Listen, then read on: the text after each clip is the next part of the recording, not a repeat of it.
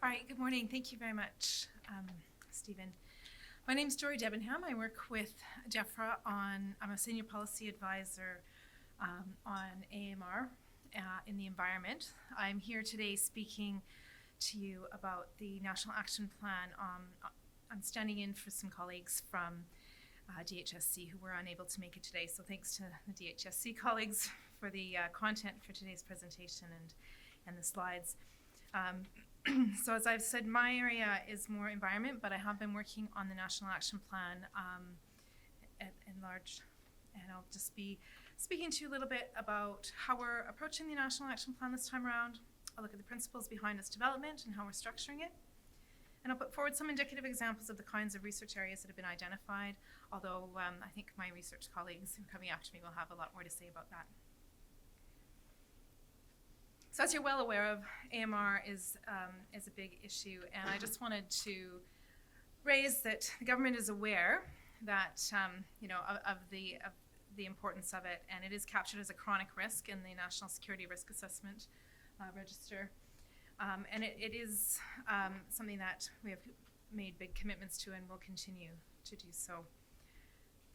The government published its vision for AMR for 2040, and it's the 20-year vision that is to be delivered through a series of 5-year national action plans. The first one is coming to an end, and we're just wrapping up that those series of commitments and taking some lessons learned as we develop the next one. The programs are underway to review all of that.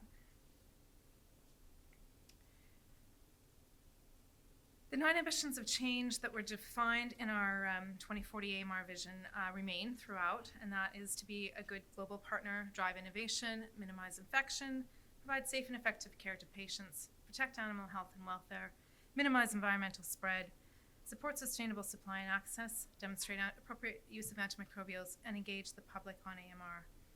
Now, these are cross-cutting, and the last time we developed a whole series of commitments toward these, and we're laying out maybe a slightly different approach in the next National Action Plan. So the National Action Plan itself is a One Health document. It takes into account human health, animal health, and the environment. The environment is becoming a bigger piece as the research is coming forward, giving more ideas of how we can put this together. The 3 key ways for tackling AMR under the National Action Plan are to reduce the need and unintentional exposure to use of antimicrobials, optimizing antimicrobials we do have, and investing in innovation, supply, and access. We want particularly development of new and alternative products, therapeutics, diagnostics, and vaccines in humans and animals.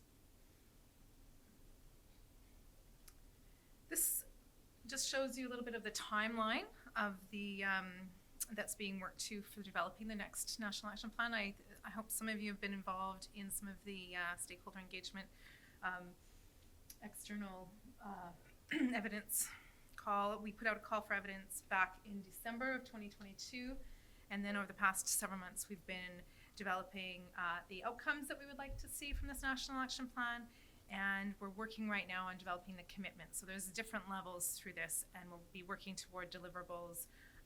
And that will be a more cross-sectoral approach of how we develop, how we deliver on this plan. Right now, there is a cross-government project team which includes the devolved administrations, and they're driving the development of the NAP. And there are going to be further opportunities in the call for evidence for externals.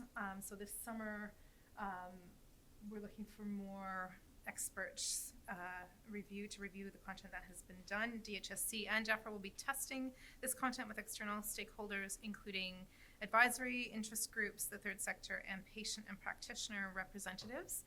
If there's any specific forums that you think would be useful to test this content, if you'd like to engage on that, you can send an email to amr@dhsc.gov.uk.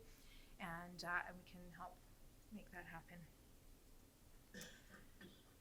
The next National Action Plan is really here. This is the proposed structure for research. So this time, in the previous one, research was kind of embedded within the overall structure. So within the commitments, there were research elements, and I think we've decided that was maybe not the best approach. So we've actually separated out the research strand, so it can be a little bit more visible.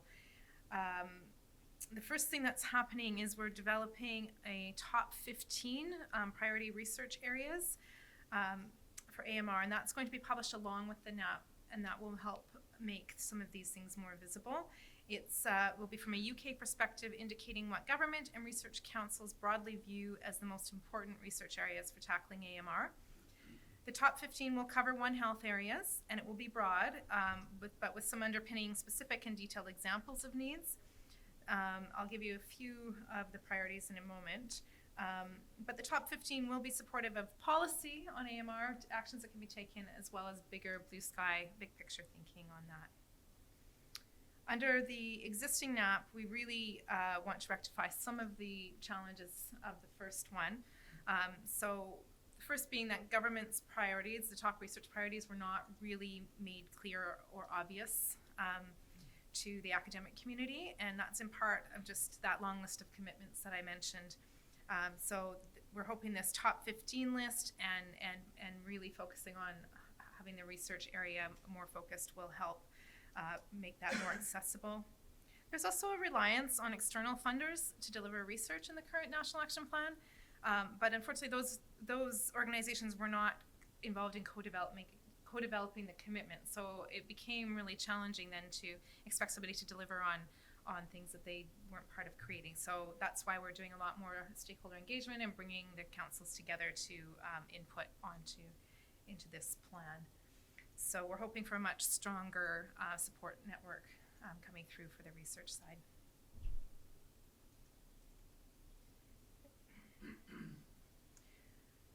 So there's a few priorities that are identified under the existing NAP, which you may be familiar with. This slide just gives a very high-level overview of these. We don't expect the direction of travel to change extensively over the next while, but certainly some of the specific bit will be. There's sector-specific examples that underpin these broader priorities are available in the addendum to the current NAP, which is available on gov.uk. And the next top priorities, that top 15 I mentioned, will build on what's shown here, but will reflect a bit where certain areas have moved on. And the overarching high-level areas seen here, such as understanding the roots and burden of transmission, looking at the risks, understanding the real risks associated with the usage of these antimicrobials, developing surveillance, really understanding the impact of COVID-19 on AMR, looking at behavior change interventions, non-pharmaceutical methods of addressing AMR, and then also looking at alternative diagnostics, therapies, and vaccines. All of that will still be captured in the next NAP, but hopefully with a bit more focus onto where you'll be able to contribute. So I think I'll leave it there, and and you can feel free to ask if there's any questions now. I can take them, or I can answer them throughout the day. Okay, thank you. Alwyn?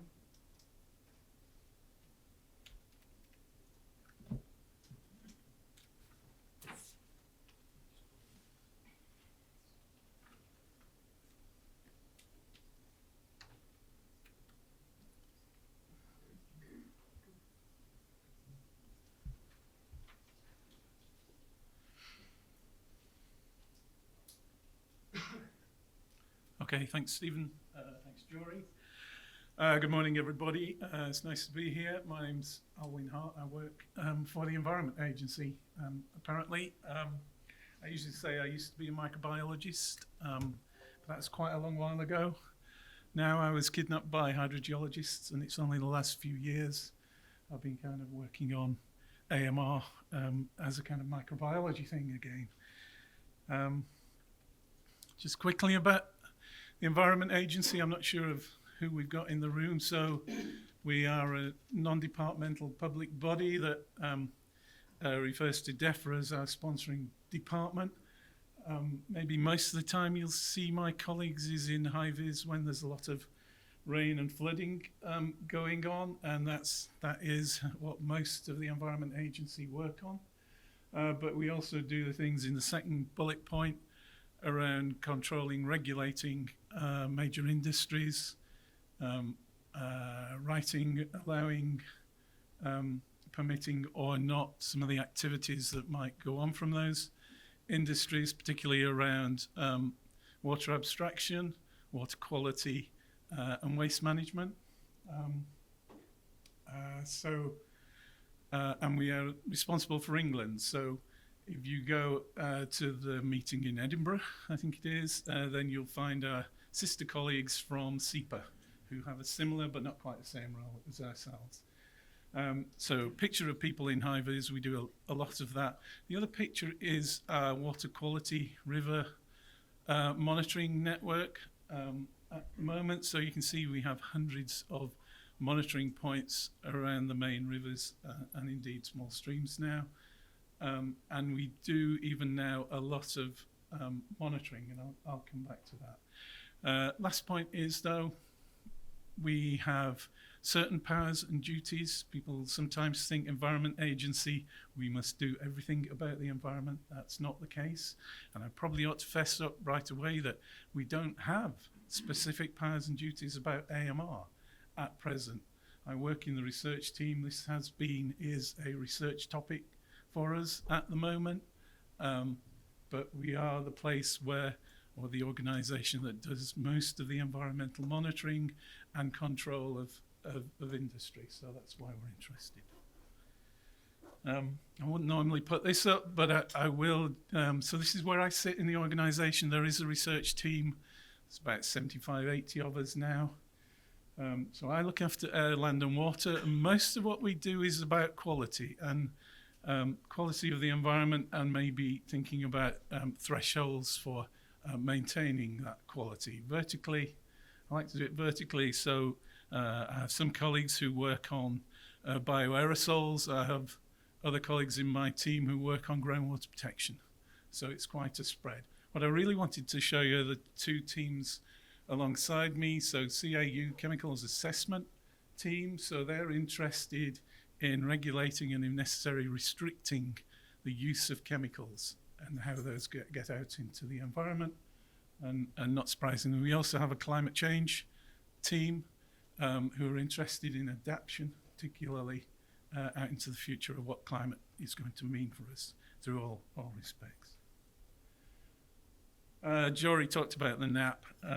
What's been driving the work we've been doing the last few years has been the existing National Action Plan and a couple of the commitments in there in particular, and the one on the bottom especially about trying to figure out how we might do surveillance for AMR in the environment and just what that means. So if you go back to Anil, but also WHO reports, quadripartite reports, quite a lot of exhortation to do surveillance for AMR in the environment, which is very nice, but what the hell does that mean?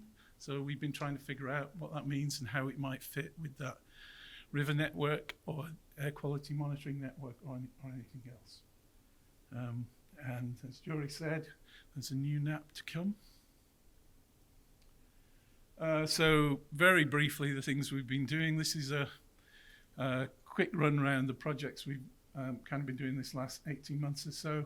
You don't really need to read them, but from the green round to the kind of orangey bit, this has been about how we might do surveillance, and not least how we might do surveillance for AMR in the environment. What does it mean? So I'm still interested in that. Second group of things is about thresholds and how we begin to understand at least the presence and to some degree the exposures, if not the risks we have from things. So for those of you who might have been putting athlete's foot powder on your feet this morning, 2 tons of that material goes out as biosolids onto the land across England every year. So we're interested in that maybe as a driver of selection. And where we would like to try to get to finally is risk. because I said I was kidnapped by hydrogeologists.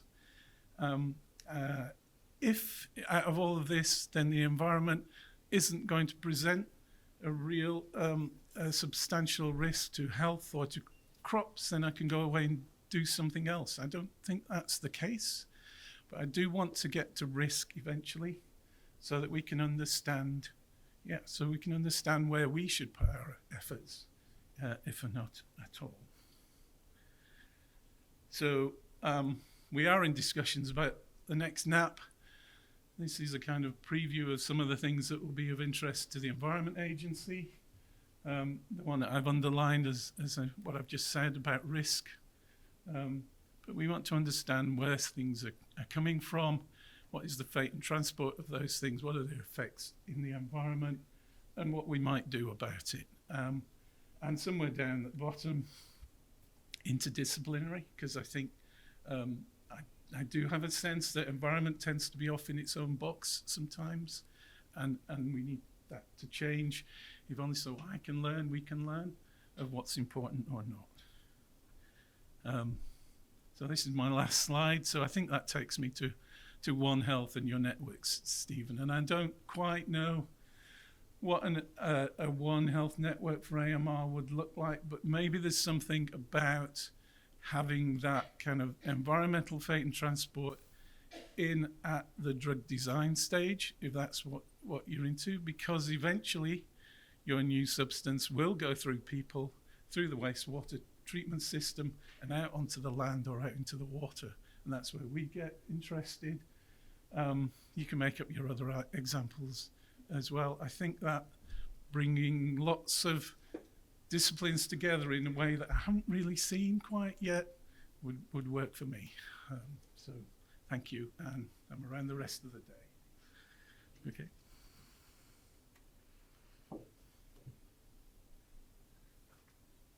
Well, the next stakeholder unfortunately couldn't be here, but he sent me a short message, so I'm going to read that out. So this is Grant Stark from the Health and Safety Executive, their Chemical Regulations Division, deal with regulating crop pesticides and fungicides. And the HSE is aware of this issue, but has yet to develop their thinking to the point of determining evidential requirements to address the uncertainty and issues it identifies. So this is where perhaps the networks can help. Whilst AMR in target microorganisms is considered as part of HSE's assessment of pesticides and biocides, it remains to be concluded that the potential direct impact on AMR in the clinical setting is suitably factored into our regulatory processes and decision making.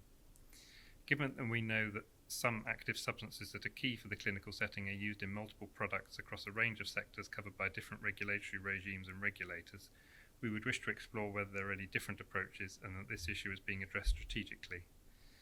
Any change to regulatory approaches will need to take account of impacts and be proportionate, transparent, consistent, appropriately targeted, etc. So HSE has quite a lot of thinking to do and would welcome some help with their thinking. Okay, so the last stakeholder is Jonathan. Jonathan Statham.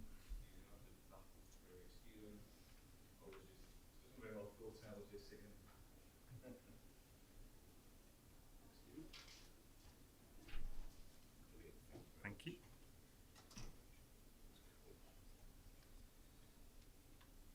Thank you. Okay. So, well, good morning, everybody. Thank you for the invitation, Stephen. I'm a vet in practice, and I actually did wear a body warmer to prove it, but it was too hot in here, so I had to take it off.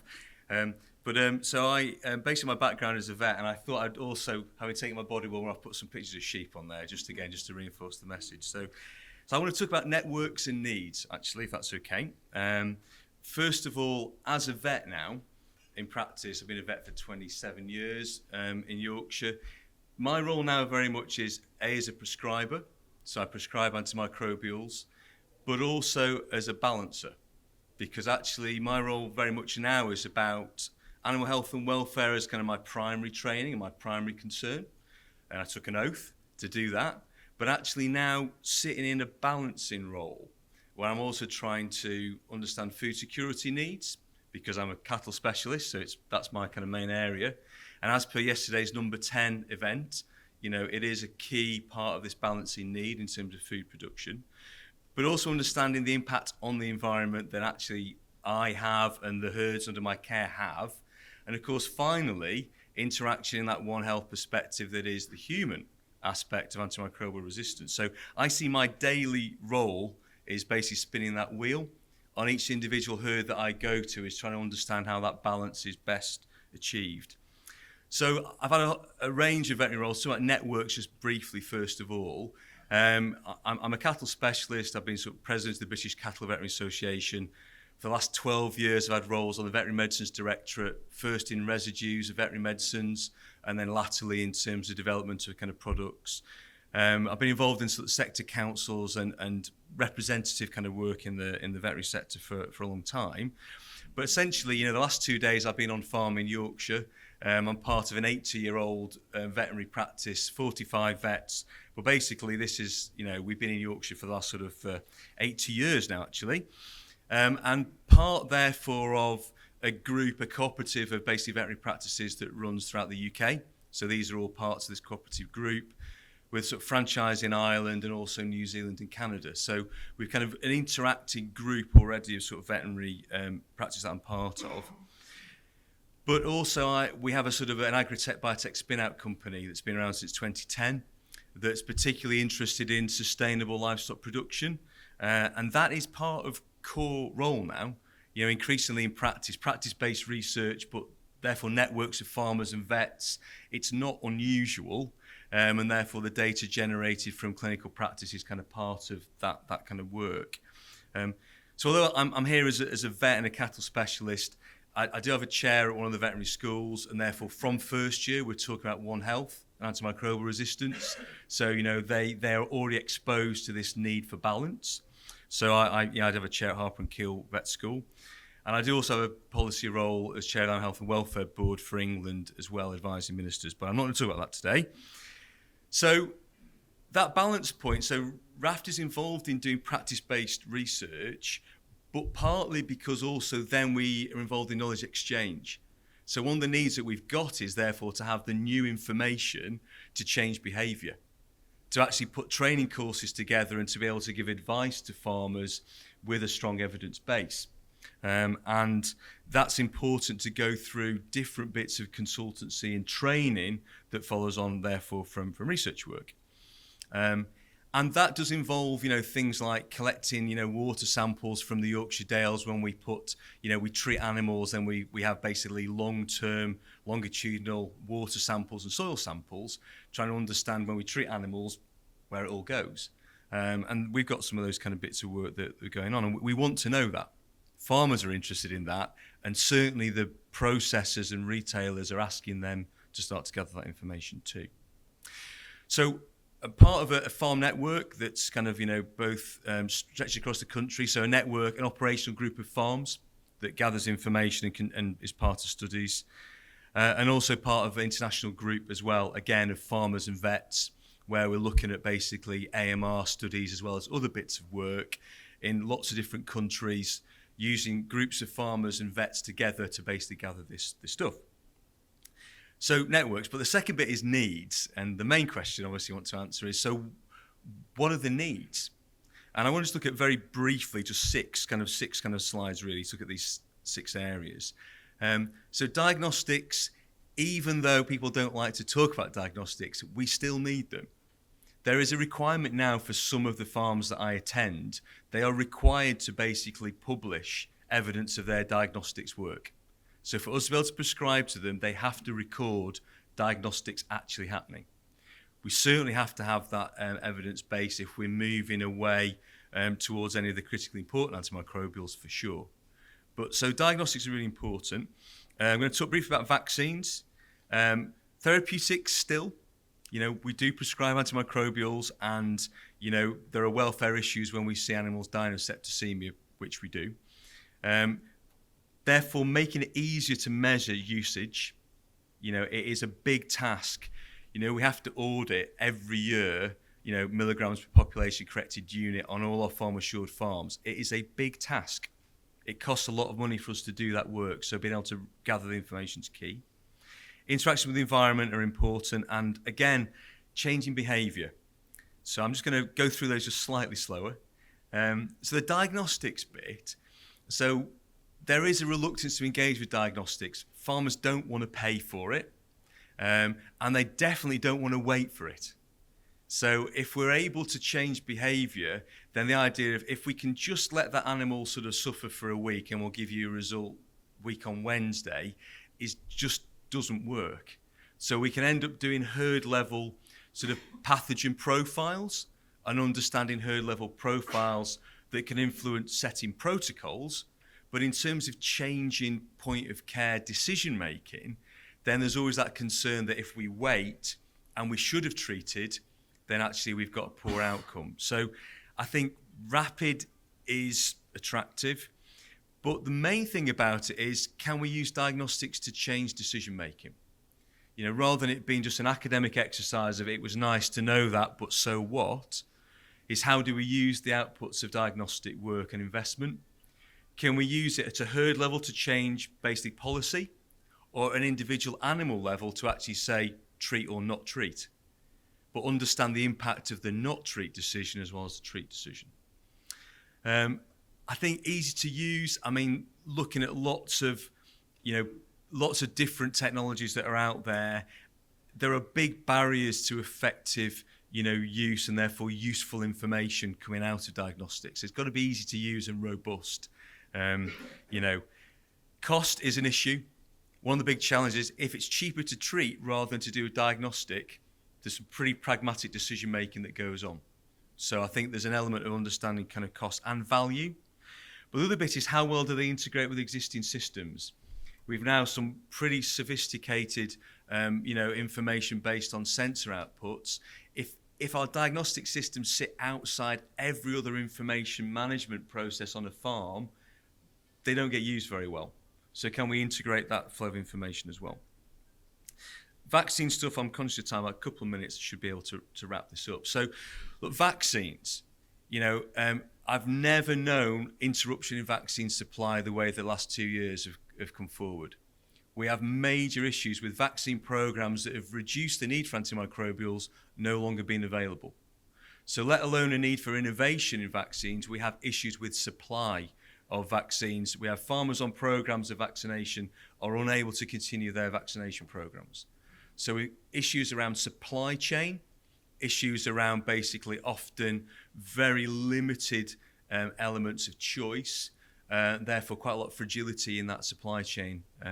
But certainly also a need for innovation in basically vaccines that are available. And also the idea of ease of use again, 17 different vaccines to be given to a 1,000 cow unit, or to be given to a 10 cow unit that you can only see through binoculars on the other side of the moors. We need to think about innovation and how we get vaccines into animals as well. New therapeutics, there's been big changes in actually attitudes to therapeutics in the animal health side in the last 5 years, but there still is a need, and therefore, don't forget innovation in therapeutics as well. We still do want to go out and be able to treat animals and get them better when they do get infections. So there is a need for basically innovation still in the animal health sector too. I talked about measurement tools before. With lots of information now coming from technology, cows with Fitbits are not uncommon. We've got huge opportunity with prices coming down on technology, and basically animal health and welfare pathway and grants programs providing a 40% intervention for investment in technology at the moment for farmers. So there's big investment in tech that's going on. So we need to also use that for gathering information about antimicrobial usage, for example, too. Interactions with the environment are challenging, and as part of that balance point, understanding impacts on, biodiversity, understanding the kind of balance between what goes on are really important. But there is an increasing recognition that farmers and vets want to be part of a solution rather than part of a problem here. So we're keen to understand, where the waste goes, where the residues go, where the interactions happen. So I think, again, there's a big opportunity to understand a bit more about that. And then wrapping this up, the social science part of it, big behavioural change in communicating, training, and knowledge exchange about, which antimicrobials are appropriate to use. There are contracts for lots of farmers that they will lose their contracts if they go outside, basically EMA prescribing cascades. So there are already levers, there's carrot and stick involved. There are premium contracts for staying within those boundaries, and there are penalties for going outside them. So big changes that have gone on in that area. And therefore, there have been massive changes in usage. I mean, more than 50% reduction in sales. That there has been a real step change in behaviour of prescribing and usage that have gone on in the animal health sector in the last 5 years. So it is quite significant. The last bit, as I kind of wrap this up, is networks are exciting, and being able to talk a common language. So I have been involved in bringing together kind of medics, vets, and environmental sort of both practitioners as well as academics. We've a lot to learn in how we interact. It's been surprising how much of a challenge there is in those interactions. We are at ground zero in lots of ways. So really kind of keen to obviously take that forward. So I'll finish there, but that's my need, is as a vet in practice, I need to be able to balance those things. AMR is one of them and a very important one of them, but I need to understand how it impacts on the others as well. Thank you.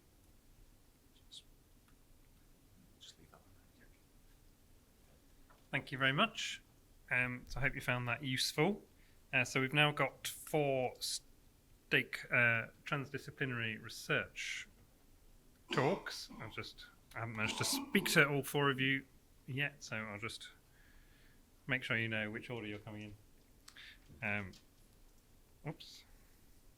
Doesn't automatically come up. Well, I'll just say Gwen is going first, then Matthew, then Richard, then Tim. Thank you.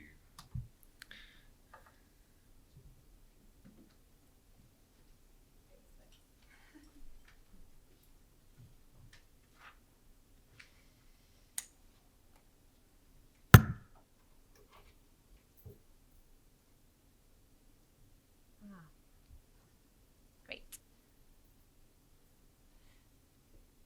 Cool. Okay. Oh no. What? Gonna be wobbly. Great. Thanks. Hello, everybody. My name is Gwen Knight, and I'm an associate professor and co-director of the AMR Centre at the London School of Hygiene and Tropical Medicine. So I was asked to come today to talk about transdisciplinary research and my experience of this and what I think works and what the challenges might be of it. So swinging a little bit, taking a different step. I have to say that I had to look up the word transdisciplinary. I don't know if anybody else had to do that when seeing this call. And I'm a bit worried that I don't actually do transdisciplinary research because it's some kind of holistic, generate a new a field, but I definitely do multi, or these other words that we know of before. So I'm excited to hear what other people think transdisciplinary research really is. I'll just start very briefly by talking about my own research. So my background is in mathematics, and what I've really enjoyed doing over the last 10 or 12 years is developing mathematical models that try to use the black and white logical simplicity of statistical and mathematical language to capture those complex models that we have in our head. We're all thinking, I grow my bacteria, it does this, it causes this infection, this is the infection doses that it's needed, or I've got my cattle, they need this much antibiotic, that will cure the infection. It's a model. And when we write it down in mathematical language, we can be really clear and simple. You assume this, and I assume that. I'm going to put a rate of this in my model, build my model, and it doesn't represent what happens in reality, which happens a lot. And then that tells us something. That tells us something about what your model says and how I've understood your model. And it tells you something about what we might do next to try and better understand our system. So the 2 main areas that I work in, I would say broadly that I work on AMR dynamics. I'm really interested in how we can use models right across the spectrum, but I work a lot with microbiologists, with lab experimental data, mostly in Staphylococcus aureus, but also in TB. I have been in a lab. I did do my PhD in a lab as well, so I know a little bit about what's going on, but what I really love here is the iterative nature. Within a lab system, we can really test things out. We can build models that can represent relatively simple populations. We know what's in our test tube, basically. And then what I'm interested in using those models both to understand the complexity of things like replicating bacteria with replicating phage, with rates of transfer of genetic material, with rates of selection. how those complexities interact, it's very hard to measure. We measure certain highlight outcomes in our lab work, and with a model you can try and get at some of those underlying patterns that we can't measure. On the other side of my research, obviously I work at the London School of Hygiene and Tropical Medicine, which is interested in public health outcomes, and I'm based there because I do a lot of work on infectious disease modelling at the ecological level. So I'm interested in interventions across the One Health spectrum, but at the moment I'm really interested in the heterogeneity in human populations. So why do we see differences in resistance prevalence in different populations, and how can we really harness that heterogeneity to understand AMR? And I think that's the way that we could work together. We all have different patterns or questions or bits of data where we see differences in AMR, and how can we use those as ways in to understand what the solutions could be for this growing problem. So with the rest of my time, what I'd like to do is just talk to 5 themes. So 2 themes that I think we really need to make transdisciplinary networks work. One barrier, which has actually just been touched upon, and how we can turn that barrier into an opportunity with 2 other things that I think really make transdisciplinary research a success, or could be a real success for AMR research. So the first one is time. And time is obviously money, and we're all here because, which is great, right? Many of you I haven't seen in 3D for several years, or I've never met in person. And so I think we need time together. We need spaces in rooms like this to really understand what we can do and how we can address it. I see that with my own group, my own research team, only by bringing together economists and mathematicians with the microbiologists and making them sit through a session about a transposon knockout library and what they've done with this strain over the last 10 years. Do economists really understand why it might be important to understand whether that resistance is a mutation or an plasmid? These kind of time spent together makes you realize the questions that different people are answering, and the reasons why it matters for you within the AMR field. Which brings me to the second theme, which is to showcase. So I really hope with these networks, and I think they're still a little bit in development, is that within those time, we can't just sit together and say, I do this and you do that and this kind of thing. These networks really need to fund the best research, the most cutting edge things that we can do as scientists in our disciplines. And then we need to showcase these back to other researchers in different disciplines and say, look, I can do this. I can measure phage burst size at exponential phase and stationary phase, and I can do it in a person and in a mouse, and great, awesome. So can I talk to you about these patients that I have where I'm seeing loads of resistant infections? I don't really understand what to do with it. I think we need to not just sit in a room, but we also need to present our work, and through time and iteration of those 2 things, that's how I think we'll get successful outputs. The barrier that I see, as I mentioned, was just touched upon, is the language thing. So when I came back from maternity leave, I was very excited to see that at the London School conference week, there was a whole session on decolonisation. And I thought, this is amazing. We need to have an AMR centre session right after this. We need to understand, what's going on here. Obviously, I've been out of the loop at a key point when decolonising global health was the thing that everybody else in the London School was talking about. But going down to that word thing, I've never understood, as someone who works on Staph aureus, where you get commensals and colonisation with Staph aureus, I never understood why that's different to latent infection in TB. Why is there a difference? What's this distinction between commensals and colonisers and latent infection? And please come and talk to me after the break, because I think that would be really fundamentally interesting for how I model that differently. To me, in a model, they're the same. Anyway. Language is something that we overcome by spending time together and showcasing and talking and demonstrating. And the reason that I say that it could be an opportunity is because a lot of my time I spend building mathematical models and explaining why I've built them in the way that I have. Why have I included a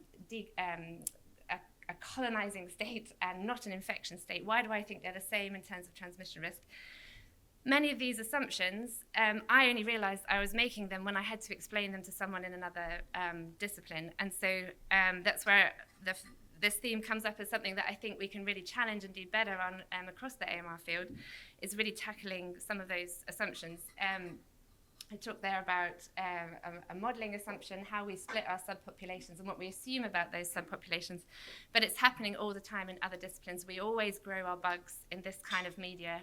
We always measure time point 0 and time point 24, does that really matter for an infection? A clinician talking to you, I don't care about 24-hour growth curves, I care about 6 or 3 or 2 or this dosage. I think until you stand up and say, this is really what my data means and what I'm assuming about it, you don't really realize, or often we don't realize what assumptions we're making. And finally, I could have chosen many different words for this. I went for denominator, I don't know, modeler.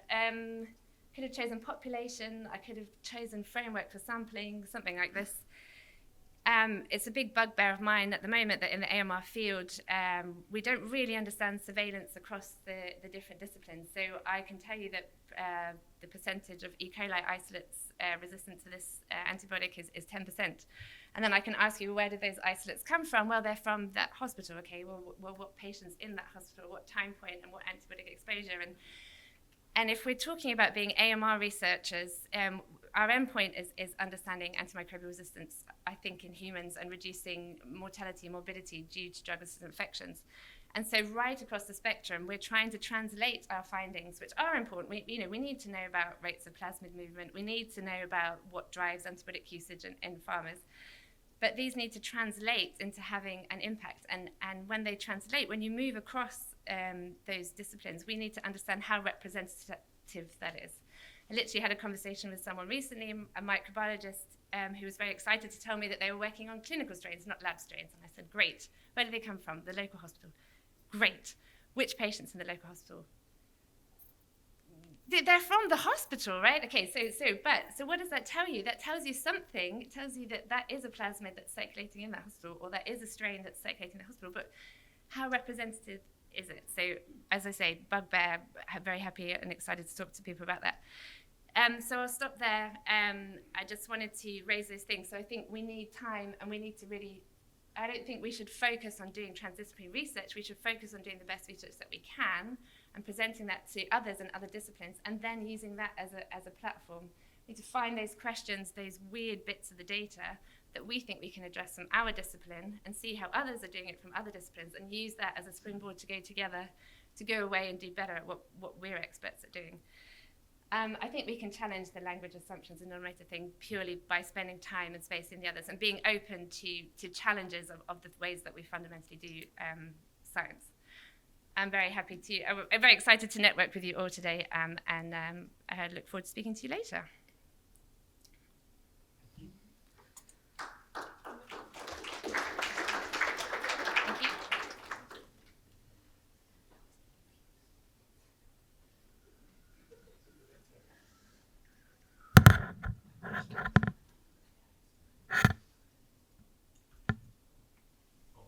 Oh, yeah, that's what.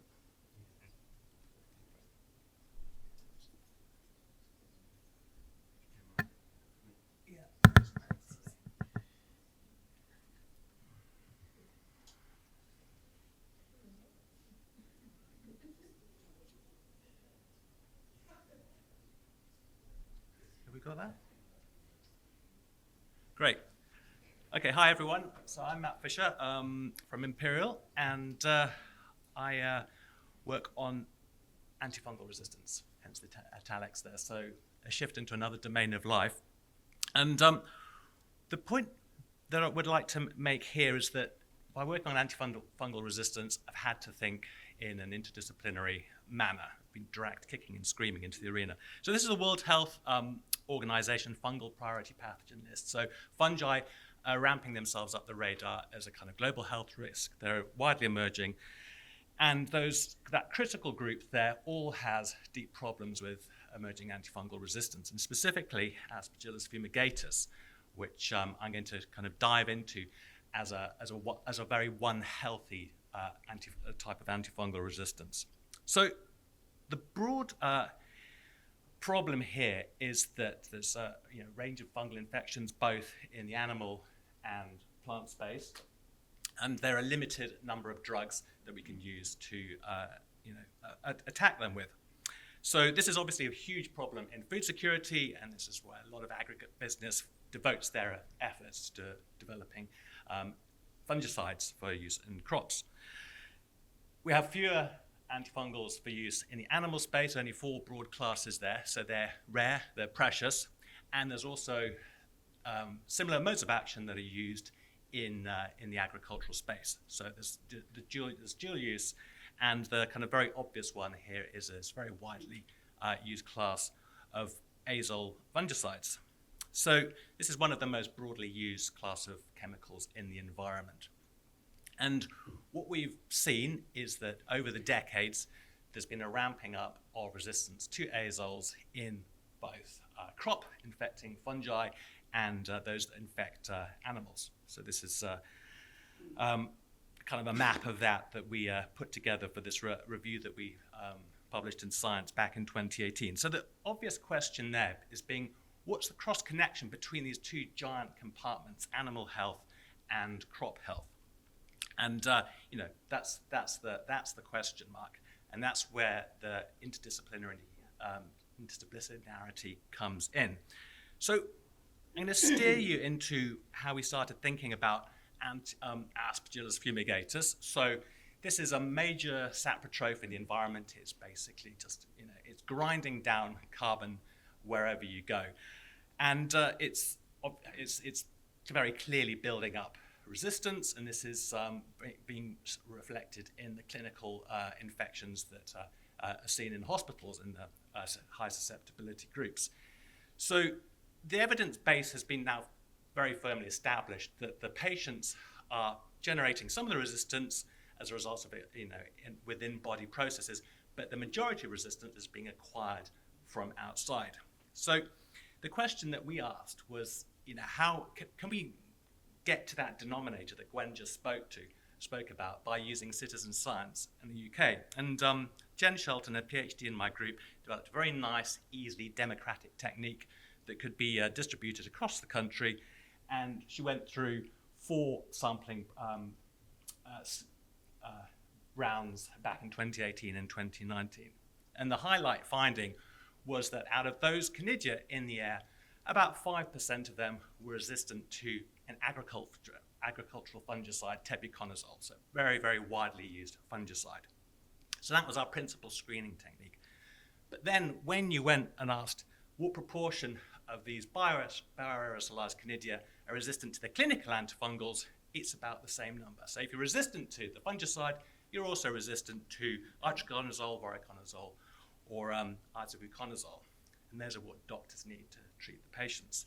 So the bad news is that you've all been exposed to azole-resistant Aspergillus on your journey here today. The good news is that you're all fit and healthy, and that you won't contract infection. But there's a problem if you do have, if you are at risk.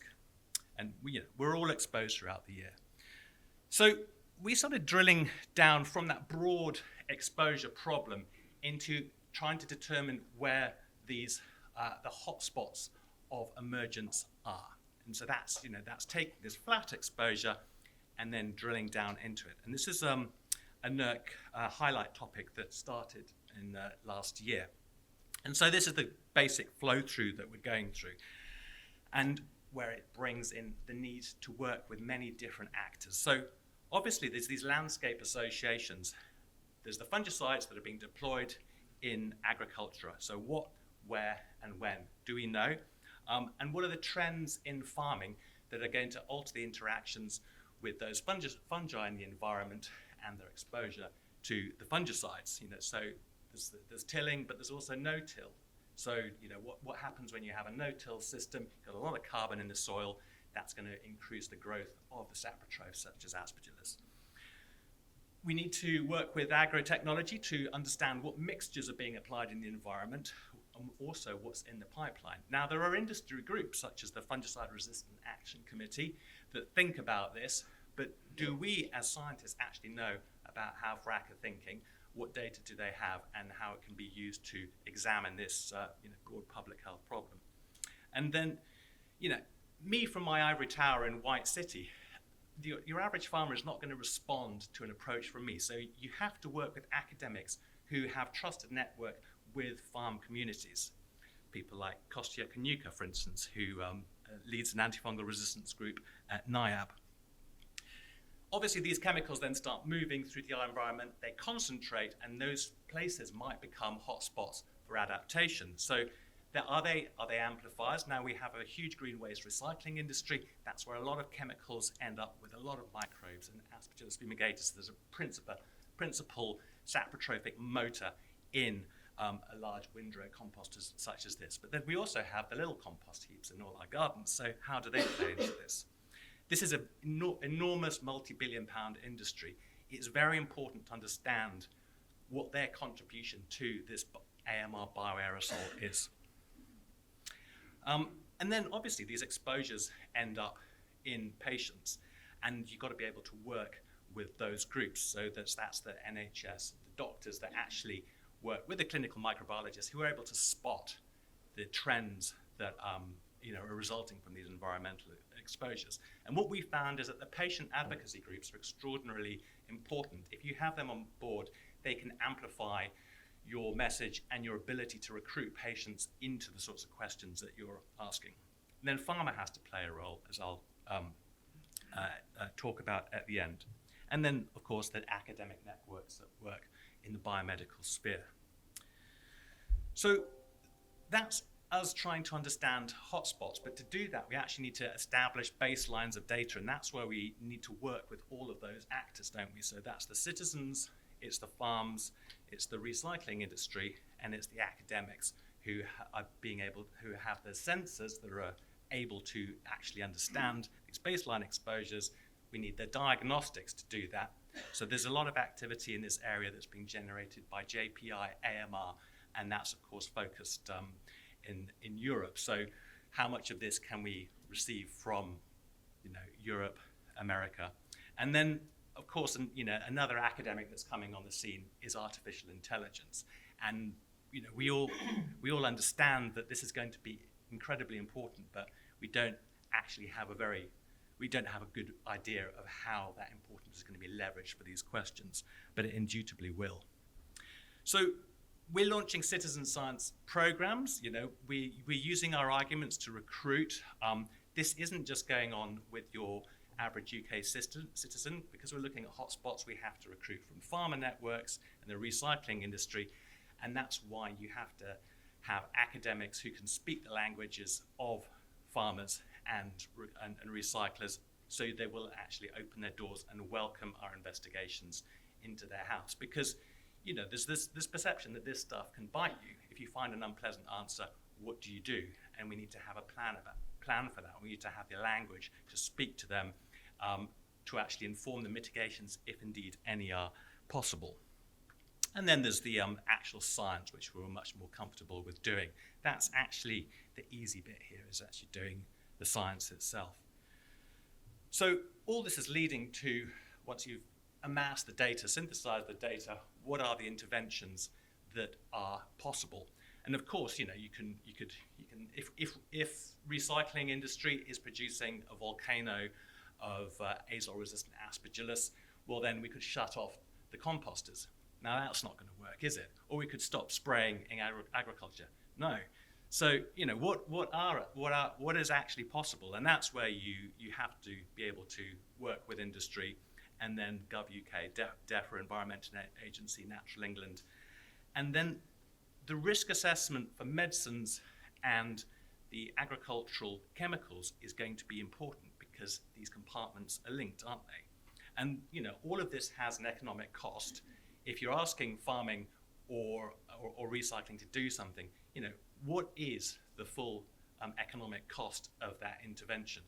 That's going to determine whether it actually happens. And this, the social science that's around that. So we need social scientists and we need economists. I don't work with either at the moment, but I know that I'm going to have to.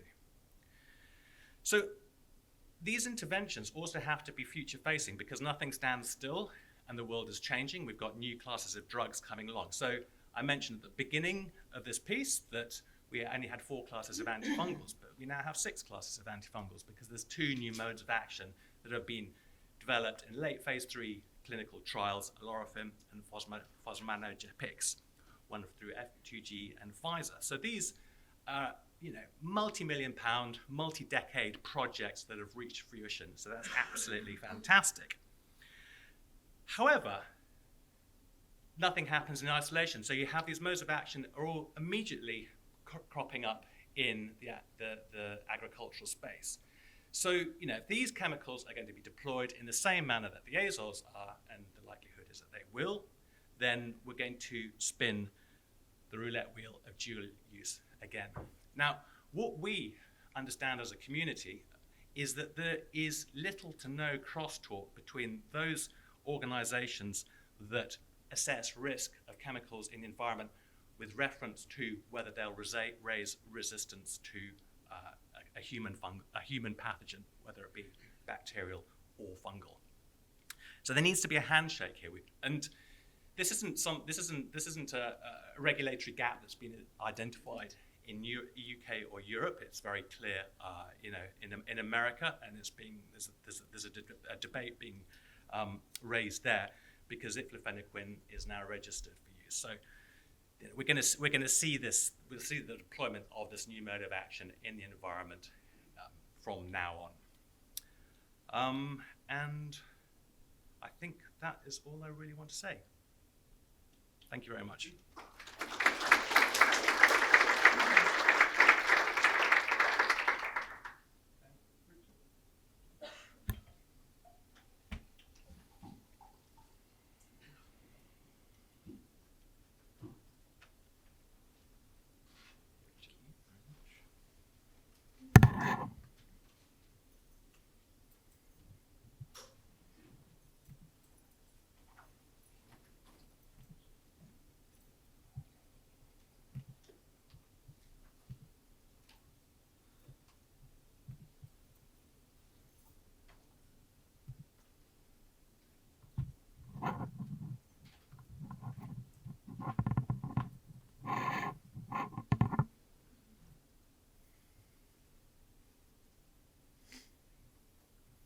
Hello, hi.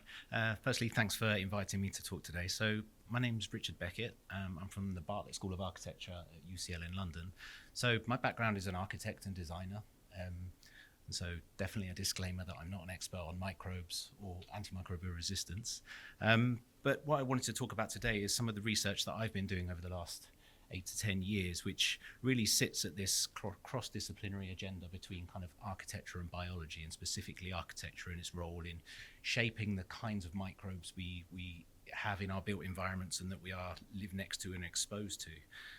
And to give a kind of a placing of that is that as an academic in architecture, I'm not actually building buildings, which is a shame sometimes, but it means we also get to work on quite experimental and niche ideas. And the background to this is something that we developed over the last few years of what we were calling bioreceptive design or biointegrated design.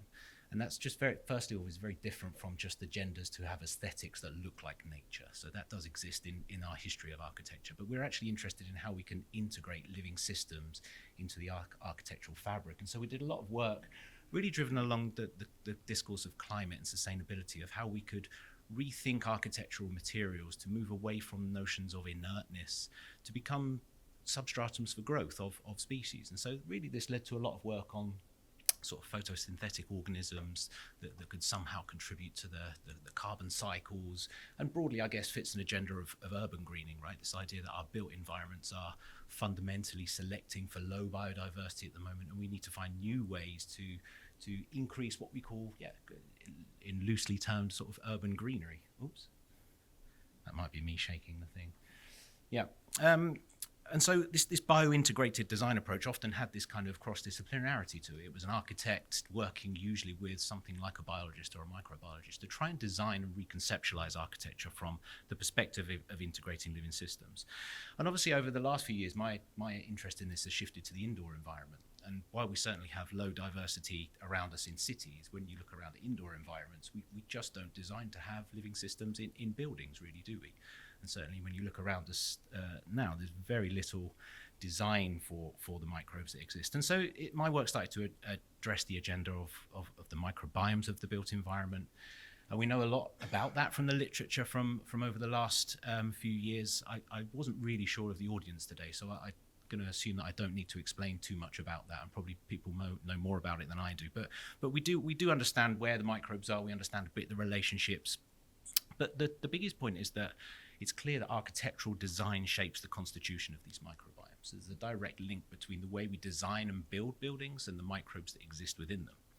And we know lots about that already, I think. That's to do with differences between building typologies, how buildings are designed in terms of their site and their environmental exposures.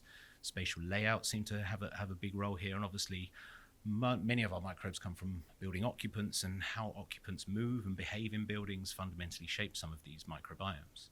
And obviously then more specifically, there are specific building attributes that we can address and explore that all seem to play important roles in those constitutions. So my particular interest is in materials, and I'm going to come back to that in a moment. But what seems clear is that our current attempts to design healthy buildings based on the idea that sterility is the safest thing is actually selecting for antimicrobial resistance in the built environments.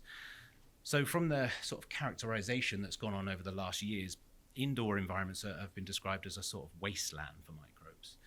And that really is a result of our efforts to try and eradicate microbes. And so design has favored dry, nutrient-poor environments. Of course, we have now antibiotic materials, chemicals, and strategies of way of managing microbes in buildings. And there's also been an agenda in architecture that's to do with confinement and separation from the outdoor, which is really, again, mostly a climatic thing, having energy-tight buildings, but is also separating us from what we might understand as broader environmental microbiodiversity. And what we're seeing is that these stress conditions are favoring the exchange of genetic material retention and of resistance genes. And so this idea that the way we're currently designing as a way to kind of manage life and be safe is actually fundamentally contributing to the emergence of AMR.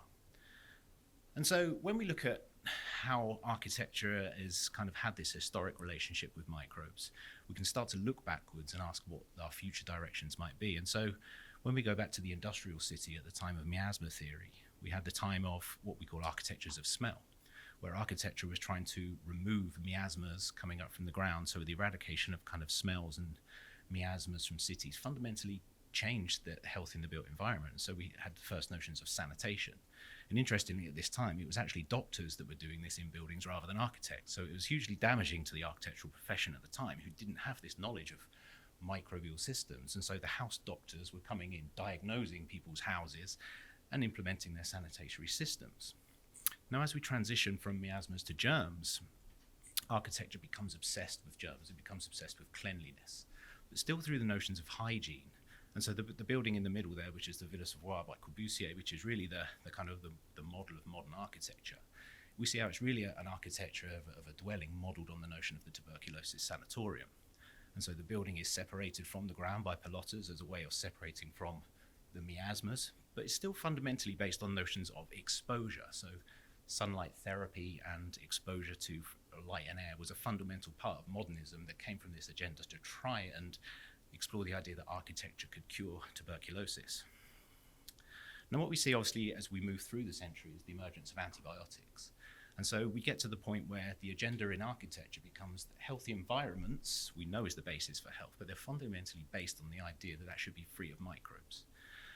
And so as we look forward and incorporate and question what a new architecture can be, shouldn't we be aligning with the contemporary human microbe relationships as shaped by the microbiome? And so shouldn't we really be trying to look for buildings where we embrace a more symbiotic perspective, which is one that certainly looks to retain control over pathogens, but also understands the beneficial role that microbes can play, and question how we can design buildings that can shape those beneficial exposures. And so the characterization of an indoor microbiome as dry and nutrient poor, as one as selecting for antimicrobial resistance, while we can ask how we can re-question that, ultimately we can also question fundamentally how we design buildings. So that characterization is only a characterization of an architecture that has been shaped by antibiotic mentalities. And so it brings us to the first project I worked on a few years ago, which was funded by AHRC. And we had this idea that could we create a version of an antimicrobial material that used bacteria to inhibit other bacteria. So it's looking to prevent pathogens, but in an indiscriminate way or a non-discriminate way that only would tackle pathogens and effectively erase this idea that actually healthy surfaces could embrace the notion of beneficial or environmental microbes. And so working with a microbiologist, we developed this kind of 3 scales of operation. So it started off really working at the micro scale of the material microbe interface and asked how we could shape materials to become niches for these beneficial microbes. So here we're just working with soil microbes, a strain of Bacillus subtilis in this case. And we worked out this kind of methodology that was a cross between kind of me in the studio mixing materials and characterised them, taking them over to the laboratory where the microbiologists were developing methodologies to integrate the bugs in there, but also as a way to characterise them. And really what we got from this study was proof that we could design materials to be niches for benign microbes. We showed that they could survive within these microbial matrices, that they could survive over long periods of time in indoor environments without the need for constant nutrient or moisture addition.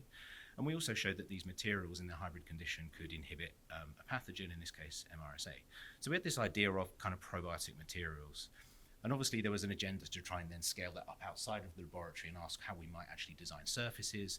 And so we ended up producing from these kind of hybrid living materials a series of what we were calling probiotic surfaces, which contain these beneficial microbes, and that we were able to show that they were able to inhibit the presence of MRSA on these surfaces. So I do understand that this is, I guess, a slightly speculative, project. It might be quite challenging to suggest that we do put these in hospitals. Although there is emerging kind of work that's looking at putting some of these microbes into cleaning products and how that can address this addition. And so as we're going forward, I think as we look to progress some of this work, I really think there's a role that design can play within shaping these environments. And I think we need to look beyond just what's happening in materials and how these materials can start to shape the indoor microbiome. Again, my expertise is not specifically on AMR. At the moment, we're looking really about how we can increase general microbial diversity in buildings as this kind of shield against pathogens. And so we can engage now architecture with techniques and data from microbiome science. The big challenge is how will architects use the kind of data that you guys give us, and it's very challenging to look at these huge microbial data sets and really understand as an architect what that can mean. And so I think there's a big agenda of trying to bring new networks of people together, and where we look at the building doctors that were kind of defining houses back in the time of miasmas, maybe now it's the time of microbiologists to have a much stronger role in the way that we conceptualize and design buildings. And so the idea that we would have these microbe network models, which might be microbiologists, building engineers, architects, but also immunologists, clinicians, to understand how the microbiome can shape our health, firstly through notions of things like AMR, but also the emergence of chronic illnesses or diseases of missing microbes. And so we're just starting a new project, actually engaging with some groups in the States, and we'll be engaging with this on a much wider agenda, but it would be great to hear from people within the UK with ideas and thoughts on this, and if people are interested to engage. And that's it. Thank you very much.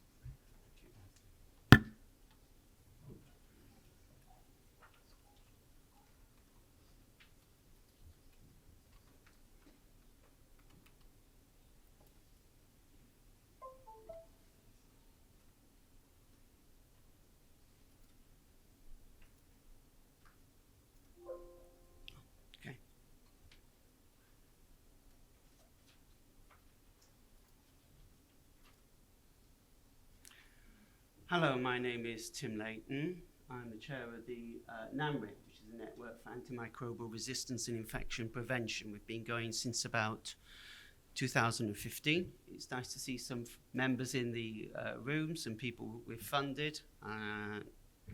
Hello to you all, and thank you to UKRI for inviting me. Why form an AMR network? Well, you know why. I'm not going to go into it. The artificial boundaries drawn up in the last century to limit what is on the taught curriculum in a department to something manageable by 12 staff. This is physics, this is materials, this is maths, are not suited to solving the catastrophes we know we don't know how to solve. That's obvious. We're facing them now, and you can't rely on engineering alone or microbiology alone to fix them. And by 2050, the O'Neill report said that the AMR will kill more people than cancer and cost the global economy more than its current size. So big problems. So how do you form an AMR network? I'm just speaking from my personal experience with NAMRIP, what worked and what didn't. I think you need trust, genuine teamwork, and a genuine commitment to the mission. And genuine is key. This isn't a money-making exercise. I know in universities you get promotion by bringing money in and doing almost nothing with it so that you can get a grant to do the same thing in 4 years' time.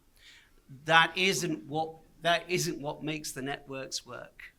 This isn't a money-making exhibition.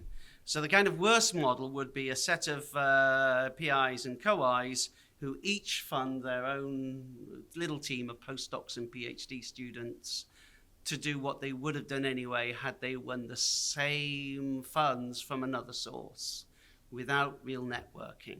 These networks do exist, they're terrible. I think with NAMRIP we tried a more primordial soup idea where we throw lots of small grants out there and see which ones were winners, and some were.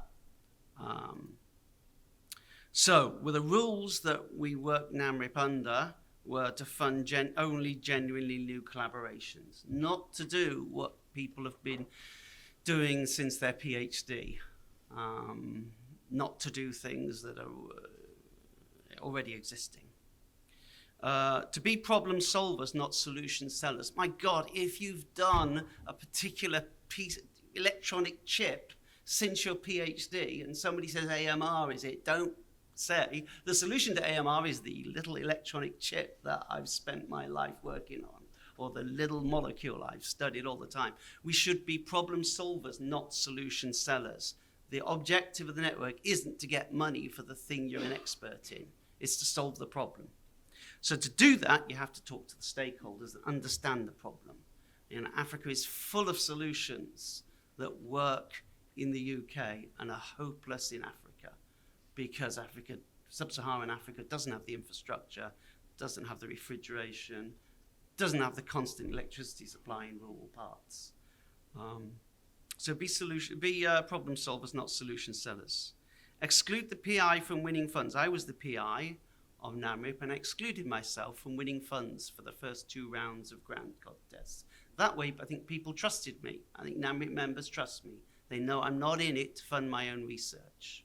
I was the only member of NAMRIP banned from winning funds in our pump rhyming competitions. By the time we got to round 3, I joined in because I got the trust by then. I think people knew I wasn't going to fix the competition to win it myself. Fund early career researchers to be the sole PI on pump priming grants. That's crucial because it's hard enough to be a postdoc. And if you're a brilliant postdoc, it's very hard to make that transition. And there comes a point where having on your CV that you were PI on a grant, even if it was £20,000, that it was your baby, you budgeted for it, you hired the staff for it, you worked out the timetables, makes a difference to your career. It can help you get to a tenured post. You can make that. It's hard being a postdoc. It's really hard these days. And translate, which means talk to stakeholders. Translation is absolutely key. I'll get on to that. That'll be a big theme of this. Because there's no point just producing papers. The taxpayer funds us. And the only way this makes sense is if we then put enough back into the economy in terms of the money going to the Treasury, that the Treasury can afford to keep funding the next generation of academics. We don't translate. All we do is turn it into papers. Papers don't bring money into the Treasury.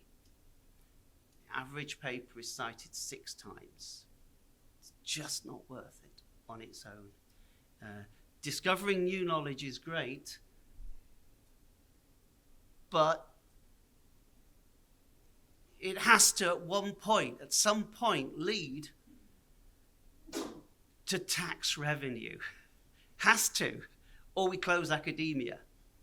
And the question is, do you want to say, I'm doing Maxwell's equations, I'm Maxwell, they'll be useful one day. Maxwell was right to think that. But he had many decades. We don't have many decades to solve AMR. So translation is important. Here's some graphs, not mine, they're from this paper at the bottom. This shows the percentage of papers that have received no citations within 2 to 5 years of publication, not even from their own authors. In humanities, it's 90% in 2 years and 80% in 5 years, going down to 30 to 40% in social sciences, natural sciences and engineering, and 10 to 20% in medical fields. Not even their own authors thought they were worth citing. So papers don't run the economy. And this is the percentage of papers responsible for 80% of all citations in 2 years after publication. And you can see again, some papers dominate, about 30. So it's about 30% of papers are worth it. And I've worked with postdocs, and they infuriate me and professors, because the object in life is to produce as many papers as they can and aim for unfeasibly high impact factor journals. So the postdoc has a terrible life, writing for Cell, getting rejected, writing for Nature, getting rejected, writing, and then just working their way down. So 10 years later, they get published in the Boilermakers Fundamental Fungal Review. Right, so NAMRIP. What do we do in NAMRIP? We set up sort of 6 areas: preventing infection, behaviour in the wider world, pharmacology and therapeutics, sensing and diagnostics, clean water, sewage and waste, and then a public and policy engagement thing that started off as a series of short films. By the time, first 2 years, we had funded 39 projects, formed 2 spin-out companies, funded 14 studentships, 33 public engagement activities. You can see the kind of thing. Obviously not many journal papers, 18, but that's because we were funding generally new collaborations, and they take time to mature into journal papers. And we did 2 African conferences in Ghana and Uganda that were really quite special. A few of you here went with me, I think, on those. By the time it came to, someone said, what did we do for COVID? And of course, most of the activities in COVID didn't help, because we didn't even know it was airborne at the start. We just did what we could.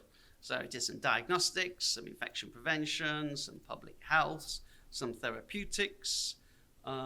These weren't for COVID, but I thought I'd mention the 2 spin-out companies because it was translating, and it was important to do engagement with policymakers and the public.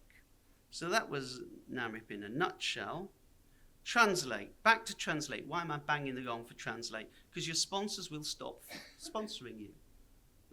Well, is this 10 million, and then it'll be finite. It won't last forever. So either you'll keep solving the problem or you'll jump to the next sponsor. But your sponsors will stop funding you. So EPSRC funded NAMRIP from 2015 to 2017, and one of the spin-out companies, Snow and Water Technology, funded it from 2018 to the present day. What does Snow? It's my company. What does it do? We're still funding it.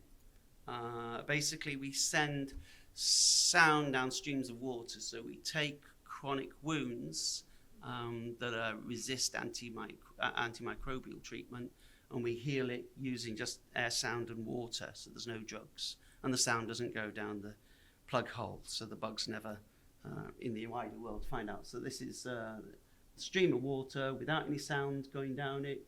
Click a button, sound goes down it, and it cleans. So cleans chronic wounds using just air, sound, and water without any drugs.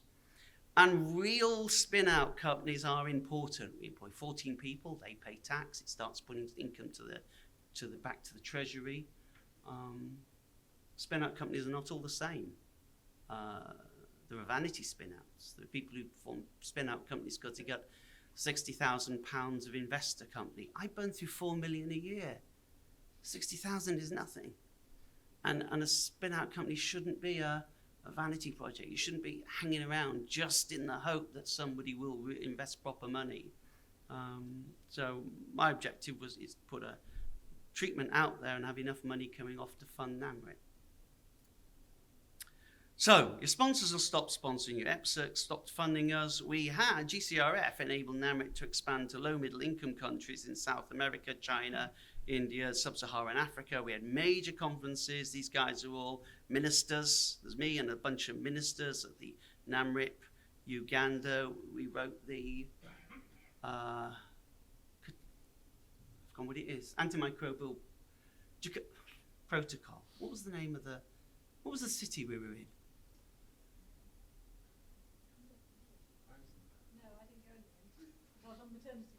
That's right. Kampala, thank you. The Kampala Accord on Antimicrobials. Thank you. And then we got fellowships for people, grants, politics. We got people over to the UK to do collaborative work. And then GCRF cut off funding mid-project in 2021 to a lot of people. So we can't do that anymore. So the only thing I know will reliably fund me will be my own company. And it's not as much. It's not at the rate at which EPSRC funded us. Can't do as much in NAMRIP as we used to, as we would like to. But it's valuable. We had to find ways to engage with policymakers and the public in ways that were innovative. So this is a game that I devised in NAMRIP, and it's on permanent display in a science centre at Winchester. And you can see here it is, very popular when it was exhibited at the London Science Museum. It's got 6 panels, and each one has a different antimicrobial resistant game, and the public come and play and they learn about stuff to do with AMR, resources, water, antimicrobial therapies.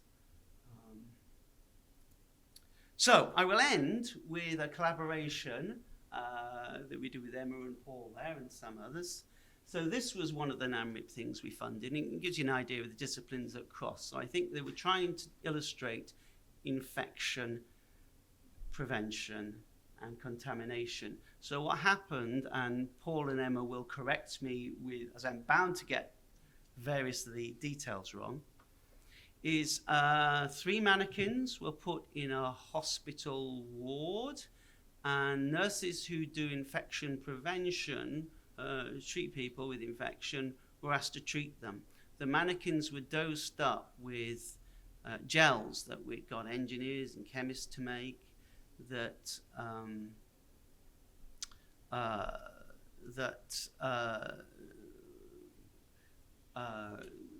invisible except you can see them in UV, and filmed the whole thing with UV cameras, and Emma and Paul, they're geographers, but also with a strong artistic bent. And we showed what happened, and they published papers of how much each bug, there were 3 different bugs, 1 on each mannequin, representing a different coat. Yes, it is. I feel that way too. The different colour for a different bug. I can't remember which ones. E. coli and Pseudomonas and something else. And they got stats on how far it went, but then also made this movie, which we've distributed free as a training movie.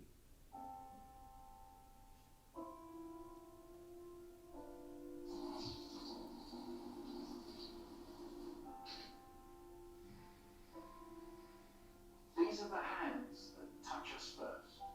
Feel your head, find the pulse, and make your bed. These are the hands that tap your back, test the skin, hold your arm, wield the key, change the bulb, fix a drip, pour the jug, replace your hip. These are the hands that fill the bath, mop the floor, flick the switch, soothe the sore. Burn the swabs, give us a jab, throw out the sharps, design the lab. And these are the hands that stop the leaks, empty the pan, wipe the pipes, carry the can, cut the veins, make the cast, rob the dose, and touch us last.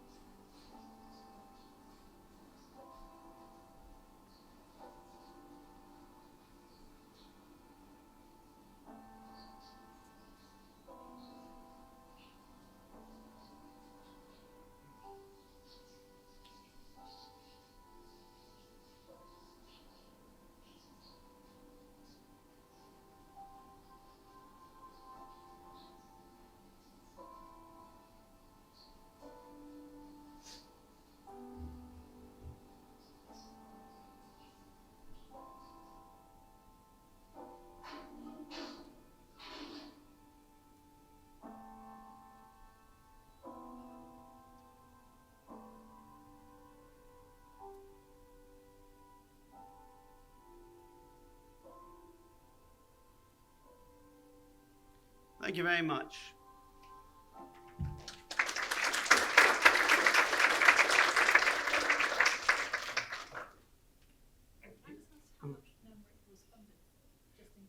I'm happy to say we were given £800,000 for 2 years, and then the funding stopped. And then the reliance and funding went down to, say, my company. We run, I try to make the deal with people who we give pump priming funding to is if we give you £10,000 pump priming funding, you win £1 million grant, give us some money back. Most didn't. About 4 did, and that also brought a bit of income to keep us going. So we're still running, but obviously at a greatly reduced level because it's what I can skim off my company. And I've got 14 people I'm employing, and I want to get a therapy into hospitals. So it's a balancing act to keep NAMRIP going. Okay, thank you. We're going to have the speed networking session now before lunch. You won't get to meet everybody in the room that you haven't met before, but we'll try and get you to have some conversations you haven't had before. So can you arrange your chairs? I've realized we've got this column in the middle, so if we can move your chairs back from the table so you have sort of 2 rows on this side of the central columns and 2 rows behind. And sit yourselves